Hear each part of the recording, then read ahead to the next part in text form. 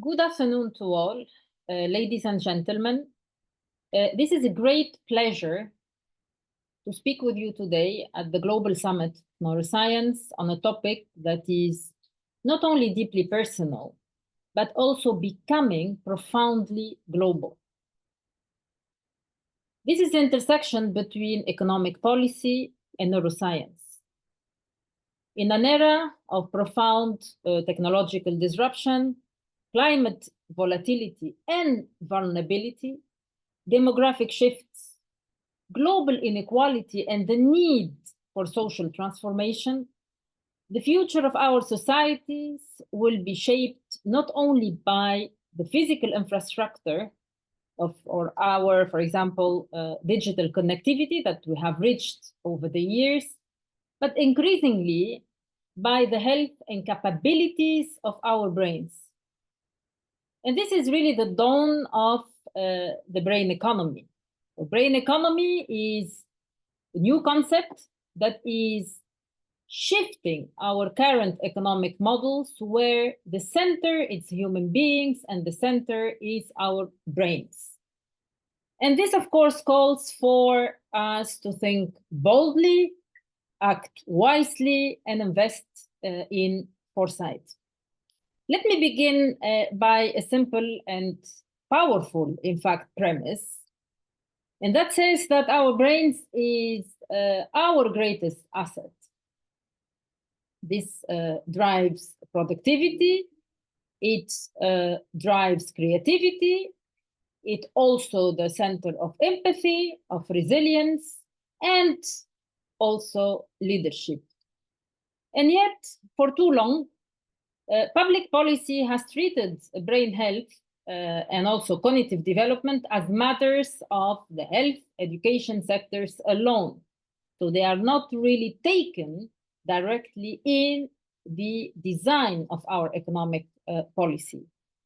What we need to do today is nothing less than reimagining our economic strategy, but then at the same time, placing this brain capital as its core.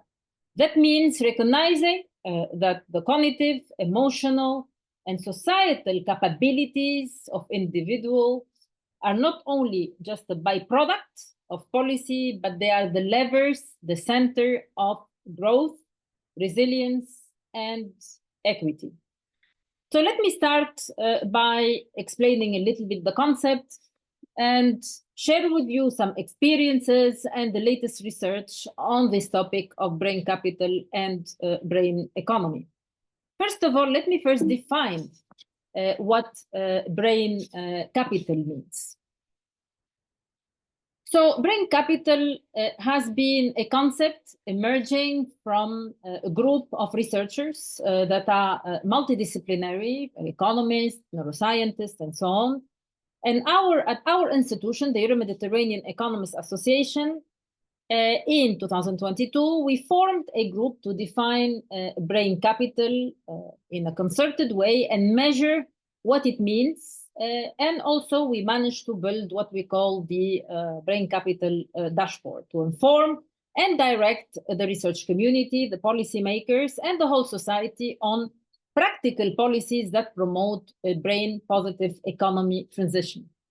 So the key pillars of our brain capital is really the aggregation between brain health and brain skills that are essential for human flourishing and sustainable and inclusive economic growth. Brain health includes the mental, the neurological, and substance use health, while brain skills span cognitive, emotional, and social capabilities. So brain capital recognizes that the human brain is both a driver of economic productivity and also a vulnerable asset that needs investment and preservation and protection. This is essential. So through the global brain capital dashboard, which is freely accessible to all, we measure and monitor key indicators such as education access, quality, innovation capabilities, prevalence of mental illnesses, and availability of cognitive health services, etc., etc. And these are all aspects that we've been working on over the past 3 or 4 years, which allowed us really to have a common understanding of what brain capital is, which are mainly the interaction between brain health and brain skills, but also take into consideration the brain capital drivers, which are essential in the construction. So as you see here, in fact, we have the interactive map, which is displaying the global indicators that we've been collecting over the years. And this also will allow us to understand what is the public information available to us to inform our policy decisions for all the regions of the world. As you can see, you can play with the dashboard, and you will see that you have a lot of information there that could inform you about those key indicators. Now, of course, here the brain health, for sure, we look at the absence of disorders, the aging-related issues, and also child and adolescence-related issues. And you could see, for example, one single indicator for different regions of the world, for example, that the prevalence of Alzheimer's disease and other mental disorders are increasing substantially, particularly for regions that are Europe, Central Asia, but also in North America, where these are all developed nations. Now, the brain skills, as I mentioned, these are the cognitive skills, mental flourishing, non-cognitive skills. And these are all, in fact, nowadays, we could see that the World Economic Forum, within the report of 2023, they show that the first 4 skills that we need to develop over the years are not necessarily the number of years of schooling, or, for example, the different type of capabilities in terms of mathematical capabilities or other types, but clearly it's analytical thinking, creative thinking, resilience, flexibility, and agility, and also motivation and self-awareness, as you can see here. And one thing that is very important to keep in mind, that also the technological literacy is essential nowadays in an era of digital transition. So these are very important data that we need to collect as economists to be able to inform what is the accumulation of values within this brain health and brain skills, and try to build an index which allow us to inform economic policies, centering the role of brain into, as I said, the construction. But of course, there are some dimensions that are boosting and decreasing the accumulation of brain capital, like, for example, the digitalization infrastructure, the health services, the social condition, the level of education, the food security, the cultural services, the prenatal related issues, and natural environment. And these are all, depending how they are invested upon, they either boost or decrease the accumulation of brain capital. So in reality, if we look at the mega trends over the years, we can see that the economic burden of inaction on aspects related to, for example, the brain disorders, like, for example, depression, anxiety, other type of mental disorders, they cost to our global economy over 5 trillion a year, a figure that is expected to rise to up to 60 trillion by 2030 in terms of a loss of productivity. This means that all the brain disorders, if they are dealt with in advance, we can save this amount of losses if in fact we act. For example, if we take the cases of stroke, a sudden and often disabling neurological event, cost us upward of 600 billion annually. And for example, the dementia itself, by its relentless toll, for example, on individuals, especially when it starts very early, at very early age, it has a cost of 1.3 trillion globally, projected to nearly double in 2030, according to the WHO. So, and these figures are really staggering as they are, if we look at them. But it's only a scratch to the surface, because really we don't have enough data, for example, in regions like Africa, where the information is not available. So the real burden is hidden, and we have to be aware of it in loss potential. And this is, for example, if we take in the case of COVID, where the students who cannot focus due to chronic stress or chronic sicknesses after COVID. For example, the workers who drop out from the labor force due to untreated mental diseases, for example, anxiety or depression that are not even diagnosed or identified. The caregiver who leaves their job to look after their family members with dementia, and this is also a huge cost. So these are real cases in our economy that have important toll on in terms of our health system. And of course, they suppress, they have a negative impact on GDP, they deepen inequality, but also they corrode social cohesion. So our premise here and our hypothesis is to say that we need to invest in brain capital. What that means in practice. So what it means is we can change the trajectory. So for us, all these mental disorders, they are a cost, of course, to our economy. But then if we invest to prevent, if we invest to preserve and to flourish our brains, so practically we can change the trajectory. And it is clear. Investing in mental health, early childhood development, education informed by neuroscience, workplace mental well-being yields to high and higher return. For every dollar invested in treating depression and anxiety, for example, we see a fourfold return in improved health and productivity in the workplace. And this is really clear in the data. So data or evidence across the world support this. In fact, if we look in Singapore or, for example, in Europe, mental health costs almost 3 to 4% of GDP. Now, if, for example, these countries invest a little bit more than 2% or 3% of GDP, then most probably we can avert these mental disorders, and we can really completely revert the trajectory basing on better diagnosis, more prevention, better acting on the drivers that boost brain capital. So it becomes a proactive approach, which has to be led by economists and neuroscience hand in hand to allow this value to our society to prosper. And this is why this is not only about economic oversight. In fact, today we see it as a structural failure that promotes, in fact, a brain negative economy, not a brain positive economy. And as you see here, we have education disruption, and we've seen this during the COVID era. There are cyber vulnerability, there are suboptimal workforce skills and low labor productivity, economic insecurity. Of course, this has implication on national insecurity, and of course, social discord because of the probability of misinformation, susceptibility of the people. So this is why it's so important to have a new paradigm for policy design. And what would it be like, in fact, is trying to put neuroscience and brain science in mind.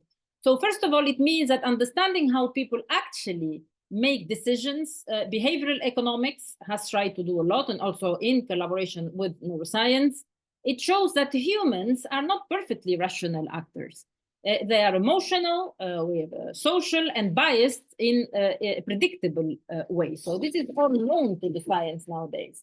And this has been used by many governments, for example, particularly, for example, in the UK or New Zealand.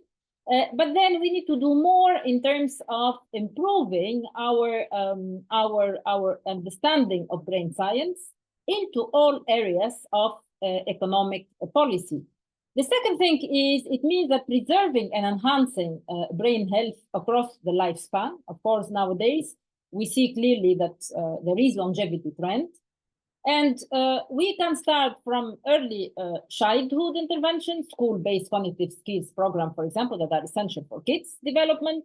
but also campaigns to destigmatize the mental illnesses. And this is not really a luxury, this is not an exception. It should become really generalized to destigmatize, in fact, the mental illnesses. And these are all fundamental investments. So because we need to change the culture, we need to change the perceptions, and then we need to bring new programs and new elements into our, for example, educational system. Now, as I mentioned, our societies are having a longevity trend. So aging societies must also prioritize cognitive longevity with dementia strategies that support families and invest in care infrastructure systematically. And this is essential.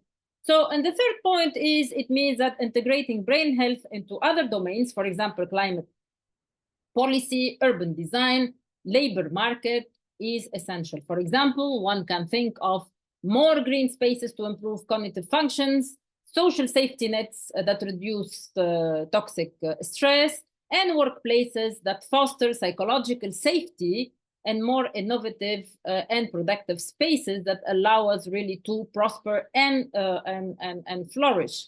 So we need to move into what we call the global leadership and for a brain capital grant strategy. And I think this is all essential for moving forward into the construction. And years ago, we have developed together with our colleagues, neuroscientists, the Brain Capital Alliance, the Brain Economy Hub.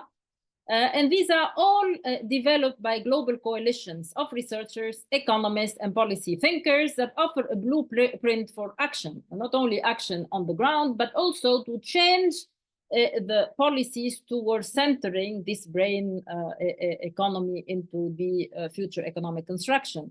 And it proposed, in fact, a brain capital in all policies approach, where every major policy is assessed for its impact on our brain health and our brain skills. So international organizations have been responding quite positively, from the OECD, but also the WHO, the UNESCO, the World Economic Forum, and also the G20. And there are very key countries that have been even developing their brain national plans, like, for example, Finland, Australia, France, and others. And I think it is essential that all all the countries are moving into this direction. Now, let me focus on the healthcare. So, as I mentioned, of course, here the impact investment is essential for brain capital because obviously we need to have the funding moving into addressing, for example, longevity matters by directing the capital into direct investment that promote brain health, cognitive resilience, and mental well-being, but not only in terms of the longevity, but I mentioned also in terms of the child development over time. And this is all what I think the systemic change, the systemic investment, which will allow us to drive the brain economy. And at the end, what we would like is to have overall a well-being economy. And well-being economy is what in reality is centered on brain capital, is centered into as aspects of social inclusion and equity, long life learning, skills development, human health centering policies, innovation, productivity, happiness, quality of life, and resilience and the sustainability.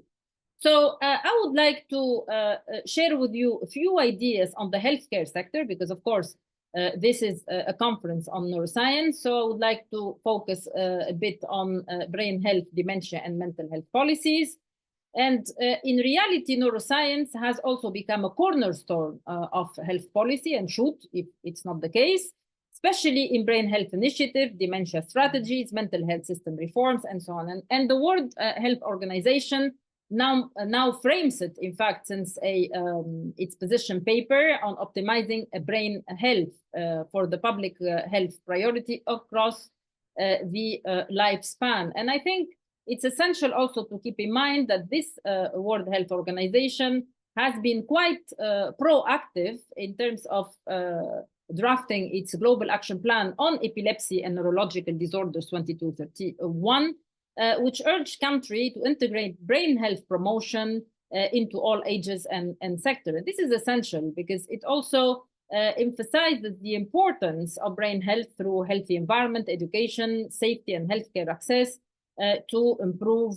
the brain health, and also reduce neurological disorders burden, but also improve mental and physical health in broad social, with its broad social benefits. So in reality, if we look at those specific policies, for example, we can see that there is a logic behind moving into these policies that are favoring, or I would say, placing brain in the center of construction. And this is happening. And I think what is important now is to inform the research in neuroscience as quickly as possible to economic policy. So this means that researchers in different disciplines will have to put their hands together to allow these possibilities to happen over time and very, very quickly.